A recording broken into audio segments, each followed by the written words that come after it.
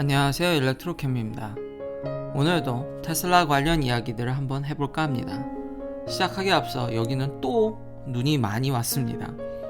이상하게 눈이 요즘 너무 많이 오는데요, 눈폭풍이 계속 오고 있는데 집에서 이렇게 갇히게 돼서 더 열심히 유튜브를 만들 수 있게 되는 것 같습니다. 계속 이 애플카 이야기가 끊이지 않고 있습니다. 심지어 저희 부모님도 물어보실 정도니까요. 그러나 이제 최근 뉴스들은 다 그냥 이야기만 하는 것일 뿐 이제 결정된 건 아무것도 없다고 얘기를 하죠. 한국 자동차뿐만 아니라 이게 일본까지도 영향력을 뻗쳤습니다. 제가 오늘 하고자 하는 이야기는 애플이 어디까지 컨택을 했냐 이겁니다. 그리고 설령 제가 계속 말씀드리지만 이게 다 사실일지라도 냉정하게 이 애플카가 나오는 데는 못해도 5년은 앞으로 더 남았습니다. 그러니까 굉장히 시간이 많이 남았기 때문에 이건 당장의 어떤 시장에, 특히 많은 분들이 주식에 관심이 많으실 텐데 거기에 영향을 주기에는 너무 시간이 많이 남았습니다. 일본 차들도 다 이렇게 올라갔고요. 애플이 정말 5만 군데를 다 둘쑤신 데다가 애플이 니덱이라는 일본의 이 햅틱 센서, 이 모터를, 그러니까 휴대폰에 들어가는 어떤 진동 모터죠. 지금 여기서 이 모터를 공급받는데 이 회사한테도 전기차용 플랫폼이라든지 전기차용 모터를 생산할 수 있는지에 대한 협의가 일어났었다라는 기사가 나오고 있습니다. 그러니까 이런 부품사까지, 그러니까 기존의 내연기관의 제조사뿐만 아니라 자기네 휴대폰에 들어가는 서플라이 체인 중에 모터를 만든다고 하니까 거기까지 이야기를 해본 거죠. 그러니까 애플은 정말 전방위로 이야기한 거기 때문에 뭔가 어떤 기업을 특정한다고는 생각되지 않습니다. 그러니 그저 애플의 이런 의지, 앞으로의 변화는 스마트폰이 아니라 전기차에서 온다라는 것을 애플도 확신하고 있다, 그 정도로 이해하시면 될 것 같습니다. 애플 얘기가 나와서 그런데 제가 최근에 저희 와이프 폰을 바꿨습니다. 이제 갤럭시 S21으로 바꿨는데 첫 인상은 화면을 보고 제가 깜짝 놀랐습니다. 물론 S20도 그렇다고 그러는데 이 120Hz의 주사율, 그 리프레시 레이트를 보고 화면을 보니 깜짝 놀랐습니다. 그 화면에 진짜 반하지 않을 수가 없었고, 이 디자인이나 물론 이제 플라스틱을 좀 써서 약간 고급감이 떨어지지만 이런 화면은 정말 끝내주고 완성도가 굉장히 높다라는, 그러나 역시 이런 플랫폼의 위력이 어마어마한 게 정말 화면은 끝내주냐. 물론 애플도 120Hz를 아이패드에서 구현하긴 하지만 제 아이폰 12에는 구현하여 놓지 않았습니다. 삼성이 이렇게 기능적인 면에서는 일부 이렇게 매력적이지만 소프트웨어 측면이라든지 플랫폼, 지금까지 저는 계속 애플에서 작업을 해왔기 때문에 이걸 다 버리고 넘어가기가 쉽지 않다라는 거죠. 참 이런 면에서 아쉬움이 나오면서 이걸 보면서도 역시 테슬라를 생각을 안 할 수가 없었습니다. 테슬라도 플랫폼 기업이죠. 정말 5만 가지, 그러니까 뭐 하나를 카피한다 해서 테슬라를 넘기라는 좀 쉽지 않아 보입니다. 정말 전방위적으로 테슬라가 모든 면에서 진짜 손을 다 뻗치고 있기 때문에 이 휴대폰을 비교하면서도 역시 테슬라에 대한 강점이 생각이 났고요. 그리고 이렇게 오늘 기사에서 나온 거 보면은 정말 경쟁사 대비 너무 지금 격차가 벌어지는 게 아닌가. 뉴스 안에서 참 재미난 것들이 나왔는데, 테슬라가 지금 이 선적장에 보면은 차를 이제 쉬핑하려고 하는 거죠. 그런데 이 소프트웨어가 업데이트가 되니까 이 많은 차들을 오버 디 에어 업데이트로 그냥 소프트웨어적으로 통신으로 이 차를 다 한 방에 업데이트를 하니까 차들이 다 이렇게 깜빡깜빡거리는 것을 보실 수 있습니다. 그런데 그와 반면에 폭스바겐 ID3는 과거에 소프트웨어 문제 때문에 출시가 여러 번 미뤄졌던 것뿐만 아니라 지금 이렇게 소프트웨어적으로 업데이트하는 모습을 보니 여전히 각 차마다 저렇게 랩탑으로 연결해서 도대체 언제 이런 것들을 다 퀄리티 컨트롤을 하고, 여전히 내연기관들은 계속 딜러십에 방문하길 원하고 그것을 딜러들이 원하죠. 그래서 딜러에 와서 이런 식으로 업데이트를 하기를 원하는 거죠. 그래야 딜러십이 존재를 할 수 있으니까요. 이 두 영상과 사진을 보면서 이거 너무 격차가 많이 나는데라는 생각이 불현듯 들었고요. 플러스 테슬라는 스마트 서먼 기능이 있습니다. 그러니 앞으로는 저 선적할 때 운전자를 쓰는 게 아니라 자동으로 쉬핑, 그러니까 배 안에 이렇게 할 수 있는 것도 충분히 테슬라는 할 수 있습니다.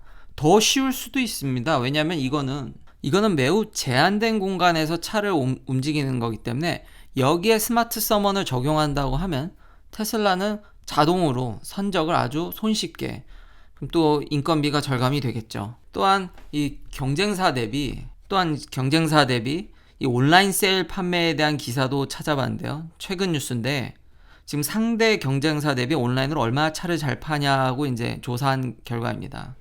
당연히 테슬라는 딜러십이 없기 때문에 유럽뿐만 아니라 뭐 미국, 중국, 그러니까 전 세계 모든 곳에서 온라인 판매 1등입니다. 압도적입니다. 뭐 그렇겠죠. 아예 세일즈맨을 통해서 팔 생각이 없는 회사니까요. 그렇지만 여전히 경쟁사들은 딜러십이라든지 그런 세일즈맨들, 많은 인원들이 거기 일하고 있기 때문에 발목이 잡혀 있어서 그렇게 쉽게 전환을 못하고 있습니다. 그러니까 이게 한 가지 문제가 아닙니다. 아까 갤럭시 S21의 그런 화면 같은 경우 정말 삼성폰이, 저도 웬만하면 진짜 삼성폰을 좋아하기 때문에 저희 와이프는 그런 생태계 걸림돌이 없기 때문에 되도록이면 한국 제품을 쓰려고 합니다.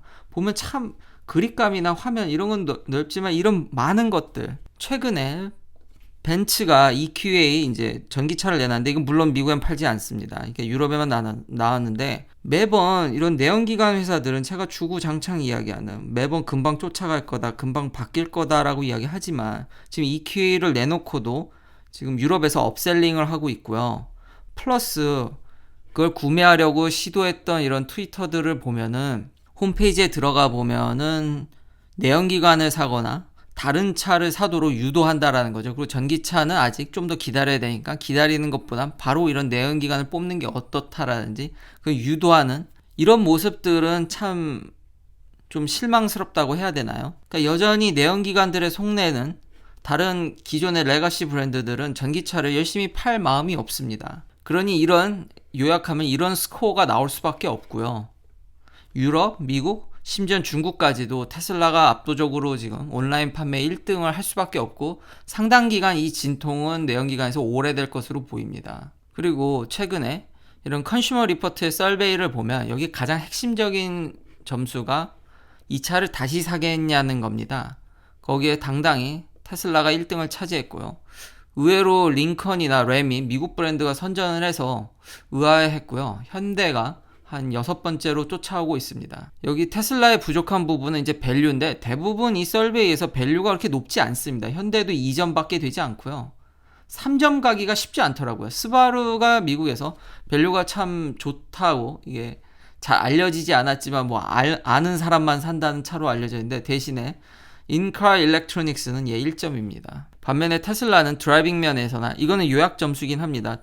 카 일렉트로닉스에선 높은 점수를 받았고요. 한국 브랜드도 한 요 정도, 다른 기아 요즘 핫하죠. 토요타와 비슷하게 이제 평가를 받았습니다. 이 데이터는 36만 9천 대를 이용해서 조사한 거기 때문에 적지 않고요. 근데 작년에 제 기억으로 여기서 1등이 제네시스였거든요. 근데 제네시스는 이 기사를 좀 읽어보니까 데이터 부족으로 빠졌다고 합니다. 아마 많이 못 팔은 게 좀 영향이 있지 않았나 싶습니다. 이런 상황이니 주식이 계속 랠리를 할 수밖에 없고 앞으로 포텐셜? 이런 것도 여전히 어마어마하게 생각이 되고요. 비즈니스 인사이드 기사 말미에 뭐 테슬라 주식이 상장이 이래로, 테슬라는 스펙이 아니라 IPO입니다. IPO로 해서 초기에 상장해서 무려 지금까지 2만%죠. 어마어마합니다. 했지만 여전히 이제 버블 가능성, 그런 높은 밸류에 대한 뭐 보험회사 진출이라든지 여러 가지 이런 정말 촘촘하게 플랫폼을 구성하고 있지만 많은 것들이 리얼리티에 안 왔다라고 이제 비판적인 이야기도 말미에 달아놓긴 했습니다만, 지금 앞서 제가 이야기했듯이 온라인에서 그렇게 열심히 판다 그렇게 얘기하고 지금 이게 몇 년째 얘기하는지 저도 같은 얘기만 도대체 여전히 바뀌지 않고, 그리고 그러는 동안 오늘 진짜 깜짝 놀라게 테슬라는 오버 디 에어 업데이트로 차를 소프트웨어로 공중으로 업데이트하지 않나, 그리고 스마트 서먼이 있기 때문에 추후 분명히 자동으로 차를 선적한다든지 이런 것들이 충분히 그려지는 게 높은 확률로 그려지는데, 여전히 경쟁사들은 그런 면들이 1도 보이지 않고 늘 빨리빨리 변한다고는 하지만 한 가지의 기능을 바꿀 수는 있어도 여러 면으로 다 이걸 고쳐가는 거는 그렇게 단시일에 오지 않습니다. 그러니까 설령 리얼리티에 그라운드 되지 않았어도 그런 포텐셜을 인정한다면은 테슬라 주식에 정말 투자할 수밖에 없다라고 생각이 되고요.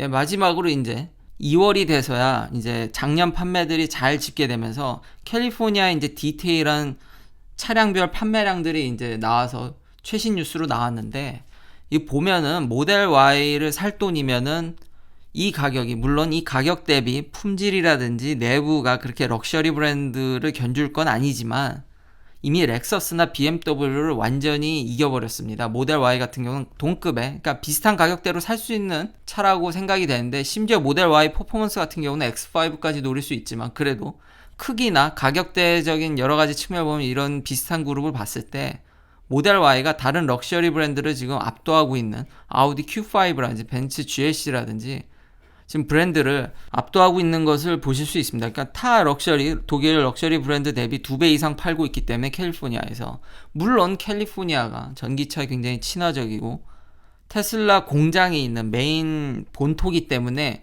그렇다곤 하지만 여기는 미국에서 물론 엄청 큰 자동차 시장을 자랑하는 주 중 하나입니다. 그렇기 때문에 이런 데이터를 무시할 수는 없습니다. 그래서 정리하면 오늘의 이런 무시무시한 테슬라의 그런 OTA를 통한 선적 시스템, 물론 하이 밸류에이션에 거품이 껴있다곤 하지만 이런 경쟁사들의 별로 전환하려고 하는 모습이 안 보이고 온라인으로 팔 생각도 없고 뭔가 테슬라의 위협적인 모습을 그래도 좀 보여줘야 되는데 아직까지 그런 것도 없을 뿐더러 애플카 역시 아직 한참 남았다는 겁니다. 긴 영상 시청해 주셔서 감사합니다. 내일도 테슬라 관련 이야기들로 찾아뵙겠습니다. 뭐 얘도 충전기 안 줘? 케이블. 케이블만 줬어? 어. 아 이런.